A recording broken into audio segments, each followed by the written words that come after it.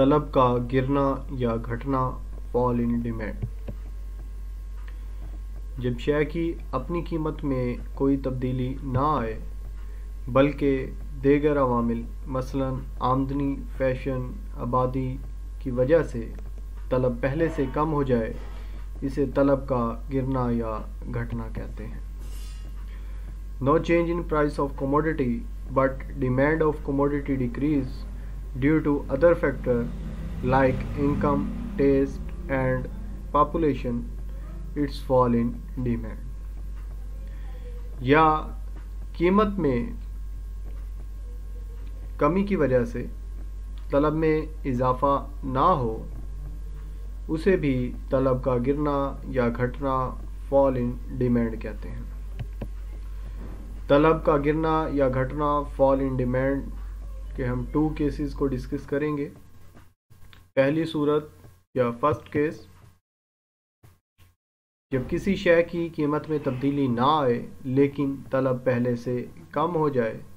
दीगर अवामिल की वजह से आपकी आमदनी कम हो सकती है, आबादी की वजह से या मौसम में तब्दीली की वजह से तलब पहले से कम हो जाए, उसे तलब का गिरना या घटना, फॉल इन डिमांड कहते हैं। No change in price of commodity but demand of commodity decrease due to other factor. अब हम पहली सूरत को गोशवारे, टेबल और डायग्राम के ज़रिए डिस्कस करते हैं। टेबल सेम वही टेबल है जो हमने लॉ ऑफ डिमांड में डिस्कस किया। डायग्राम भी सेम वही बनेगी, वाई एक्सिस पर कीमत, एक्स एक्सिस पर तलब, demand, price 20, demand 60, point A हासिल हुआ, प्राइस इंक्रीज हो गई, डिमांड डिक्रीज हो गई, डिमांड 40 प्राइस, 40 डिमांड, दोनों को मिलाने से पॉइंट बी हासिल हुआ, पॉइंट ए और बी को मिलाया, डिमांड का D1 हासिल हुआ। सेकंड टेबल, प्राइस सेम है, प्राइस में चेंजिंग नहीं आई, प्राइस आप देख सकते हैं प्राइस सेम है बट कांस्टेंट प्राइस पर डिमांड डिक्रीज हो गई। 20 प्राइस पर 60 डिमांड थी बट अब ये कितनी हो गई है, 40 हो गई है। 40 पर डिमांड 40 थी बट अब ये कितनी हो गई है, 20 हो गई है, जो कि हम जो नीचे डायग्राम है उसमें देख सकते हैं। 20 पर 40, पहले ये 60 थी, 40 पर 20, पहले ये 40 थी, यानी कि गिवन प्राइसेस पर हमारी डिमांड में कमी हो गई है। पॉइंट ए पर था मैं, पॉइंट ए से ए डैश पर आ जाऊंगा, यानी कि 20 प्राइस पर डिमांड 60 थी, अब ये कितनी हो जाएगी, 40 हो जाएगी। इसी तरह 40 पर डिमांड 40 थी, अब ये 20 हो जाएगी और मैं पॉइंट बी डैश पर आ जाऊंगा। पॉइंट ए डैश और बी डैश को मिलाने से हमारे पास एक कर्व हासिल होगा जिसका नाम D2 होगा, जो कि पहले वाला डिमांड कर्व D1 से लेफ्ट साइड पर लाई करेगा। दूसरी सूरत, सेकंड केस, शय की कीमत कम होने पर तलब में इजाफा ना हो, इसे भी तलब का गिरना या घटना कहते हैं।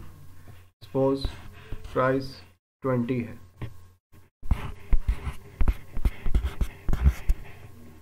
डिमांड लेट 40 है, प्राइस डिक्रीज हो जाती है 10, डिमांड में इजाफा होना चाहिए था, ये 60 होनी चाहिए थी बट 10 प्राइस पर डिमांड 40 की 40 ही है, यानी कि प्राइस डिक्रीज होने पर अगर डिमांड कांस्टेंट रहती है तो इसे भी तलब का गिरना या घटना कहेंगे।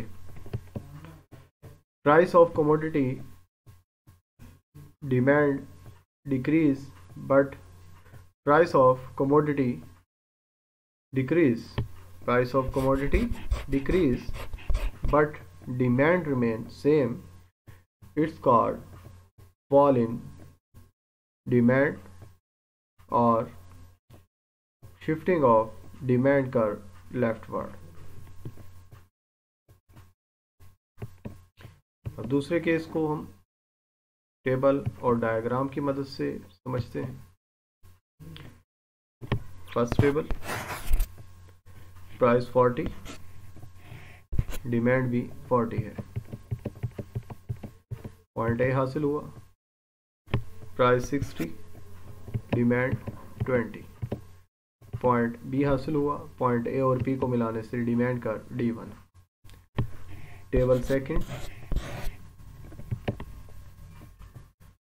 अब यहाँ पर डिमांड आप देख सकते हैं सेम है बट प्राइसेस पहले से कम है। 40 प्राइस कितनी बन चुकी है 20 और 60 कितनी बन चुकी है 40।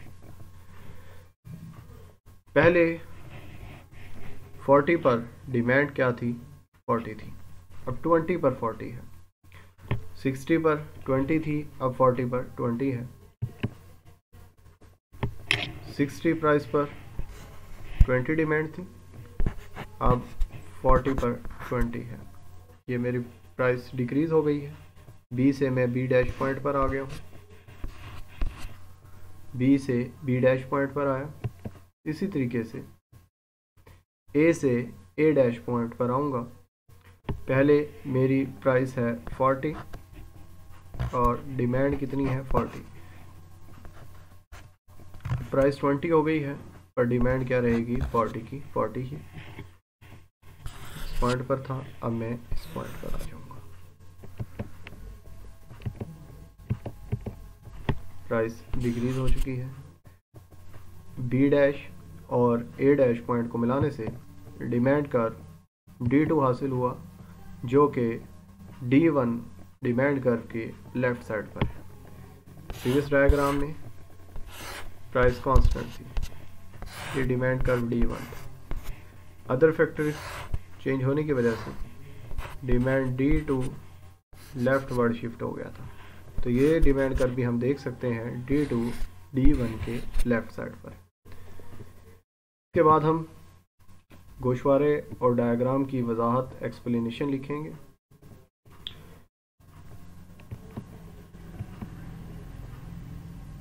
तलब में तग़य्युरात के असबाब, causes of change in demand, यानी कि वो कौन कौन सी वजूहात हैं जिसकी वजह से तलब में तब्दीली आती है। फर्स्ट, शेयर की कीमत में तब्दीली, चेंज इन प्राइस। सार्फिन की आमदनी में तब्दीली, चेंज इन इनकम। सार्फिन के तादाद में तब्दीली, चेंज इन पॉपुलेशन। पसंद, फैशन और रस्म व रवाज में तब्दीली, change in fashion and taste. मुतबादिल अशिया की कीमतों में तब्दीली, change in prices of substitutes. मौसमी हालात में तब्दीली, चेंज इन वेदर। तकसीम दौलत में तब्दीली, change in distribution of income. ये वो तमाम फैक्टर हैं जो तलब में तब्दीली का बाइस बनते हैं। बचत में तब्दीली, चेंज इन सेविंग। तो स्टूडेंट्स, आप अब जो हम पढ़ रहे थे मिकदार तलब में तब्दीली और तलब में तब्दीली, ये टॉपिक हमारा एंड हुआ। इंशाल्लाह कल हम तलब की लचक, डिमांड इलास्टिसिटी को डिस्कस करेंगे। तब तक के लिए अल्लाह हाफिज़।